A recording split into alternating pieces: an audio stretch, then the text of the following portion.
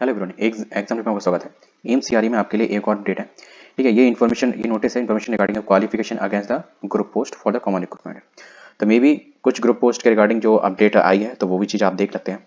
ठीक है, it is observe that the man candidate has not updated their application and set of qualification in the application form, raising the query in my face regarding the eligibility.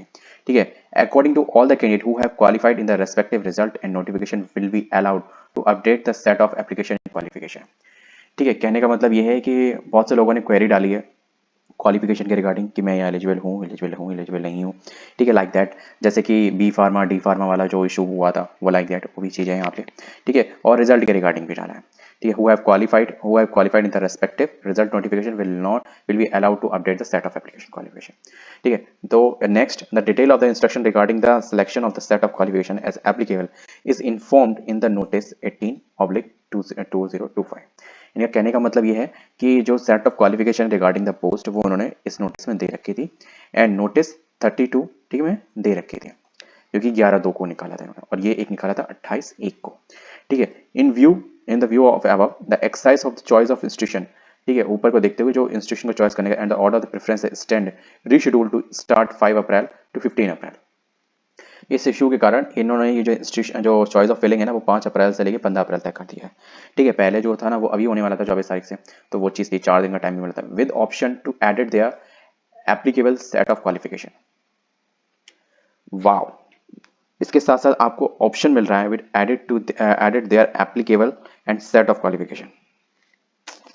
मतलब अगर आपको लग रहा है तो आप सेलेक्ट कर सकते हो आपको ऑप्शन मिलेगा एडिट करने का। अब यहाँ पे एक चीज आती है, ठीक है, डिपेंड अपॉन एप्लीकेबल लिखा है ना, और अलाउ भी हो सकता है। अब यहाँ पे वही सबका, जैसे कि एलटी वालों का एक इशू था, ठीक है, लैब टेक्नीशियन वालों का था, ठीक है, फार्मा वालों का था, ठीक है, डी फार्मा बी फार्मा। ठीक, तो ये दोनों इशू है ना। अब वो यहाँ पे आके थोड़ा टर्न अप हो सकता है, क्योंकि जो चीज़ लिखी हुई है with the option to edit their applicable set of qualification, बस यहीं पे एक चीज हो जाती है। अब हो सकता है जो भी क्वेरीज वगैरह पहले करी हो तो उन्होंने कहा था, जैसे कि बहुत से लोग कमेंट कर रहे थे कि बी फार्मा वालों को डी फार्मा सर यानी क्या कुछ था यार, मुझे कमेंट वमेंट दिमाग में नहीं आ रहा, सीधी सी बात बोलो। कुछ थे उल्टे, कुछ उल्टे सीधे भी कमेंट थे, कुछ सीधे सीधे भी कमेंट थे। कुछ ने कहा था कि जैसे कि जैसे कि बैचलर डिग्री हायर डिग्री होती है, तो जहाँ पे पोस्ट पे डी फार्मा एलिजिबल है अकॉर्डिंग टू पीसीआई, ठीक है, ठीक है, तो वहाँ पे डी मतलब स्पेशली फार्मासिस्ट पोस्ट के लिए डी, बी और फार्म डी, एम फार्म चारों कैंडिडेट एलिजिबल होते हैं। ठीक है, बट जैसे कि हम देखा गया कि एम्स दिल्ली में और ईएसआईसी में डिजायरेबल में बी फार्मा दिया गया था।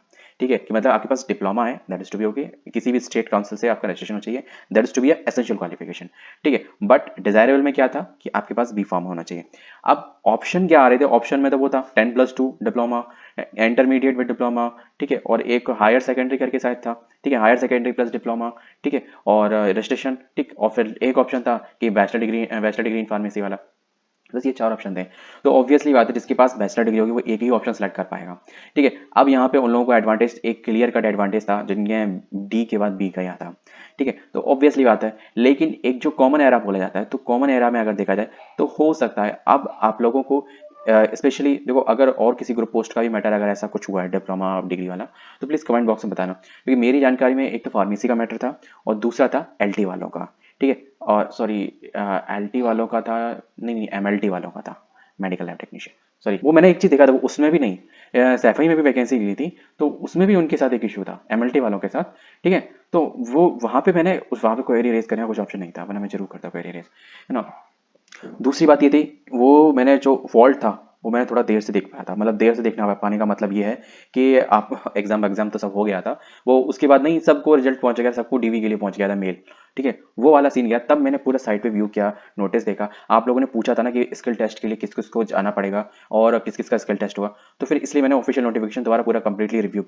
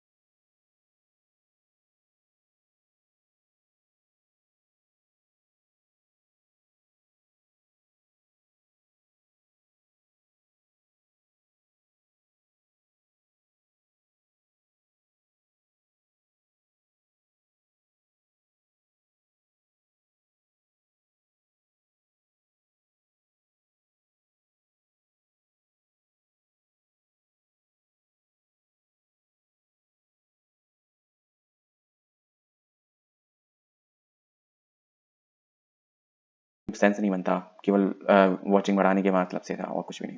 तो बस वीडियो को मैं यहीं खत्म करता हूँ। बाकी आप लोग बताना जब आप चॉइस फिलिंग करोगे 5 तारीख को कि आप लोगों को क्या ऑप्शन शो हो रहे हैं क्या नहीं हो रहे हैं। हाँ, मुझको मौका नहीं मिलेगा चॉइस फिलिंग करने का। It's kindly heart break. मिलते हैं नेक्स्ट वीडियो में किसी और के साथ। जय हिंद।